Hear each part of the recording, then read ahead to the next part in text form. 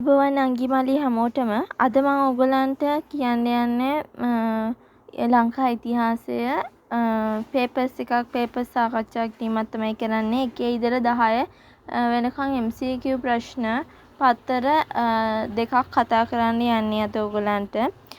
පළවෙනි එක ගෝල් නදී, ජජ්ජර නදී, කල්යාණ නදී, ක්‍රිෂ්ණ නදී, ගාම්භීර නදී. එන්නේ උත්තරේ ක්‍රිෂ්ණ නදී. ක්‍රිෂ්ණ නදී කියලා කියන්නේ ඉන්දියාවේ ගංගාවක්. අනිත් ඒවා ලංකාවේ ගංගා. මහා තිත්ත, ගෝකර්ණ තිත්ත, සූකර තිත්ත, කාල තිත්ත, කච්ච තිත්ත. උත්තරේ එන්නේ කච්ච තිත්ත. කච්ච තිත්ත වරාය. උපෝසථගර, චේතියගර, බෝධිගර, සූතිගර, ප්‍රතිමාගර. උත්තරේ එන්නේ සූතිගර. ලංකාපුර කිත්ති, ලංකාධිකාරීන්, ලංකාපුර දේව, ලංකාගිරි සෝර, ලංකාගිරි මංජු. උත්තරේ එන්නේ ලංකාධිකාරීන්. අබගමුව, දඹුල්ල, වාදුරුප්පුව, රබෑව, රන්කොත් විහාර සැම්ලිපිය. උත්තරේ එන්නේ අබගමුව සෙල්ලිපිය. දුටුගැමුණු, වළගම්බා, මහසෙන්, පළවෙනි විජයබාහු, 6 වන පරාක්‍රමබාහු. උත්තරේ එන්නේ 3 මහසෙන්. කවුඩුඩු වැව, මින්නේරි වැව, හුඩුළු වැව, මහකනදරා වැව, සෙංකඩගල වැව.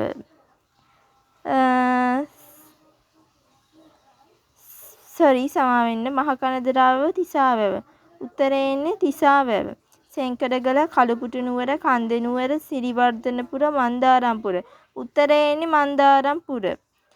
සිංහල මහජන සභා, හලාවත සංගමය, ලංකා ජාතික සංවිධානය, ලංකා ප්‍රතිසංස්කරණ සංගමය, ලංකා ජාතික සංගම. උත්තරේ හලාවත සංගමය. 1840 ඉඩම් අත්පත් කර ගැනීමේ පනත, 1865 නගර සභා පනත, මුඩුබිම් පනත 1897, එවැගේම 1931 බෞද්ධ විහාරගම් පිළිවෙත පනත, 1935 ඉඩම් පනත. උත්තරේ එන්නේ 1865 මහනගර සභා පනත. ඔන්න ඕකයි මේ ප්‍රශ්න වලට උත්තර වෙන්නේ 1 ඉඳලා 10ට එනකම්. අපි ඊළඟ ප්‍රශ්න පත්‍රය බලමු.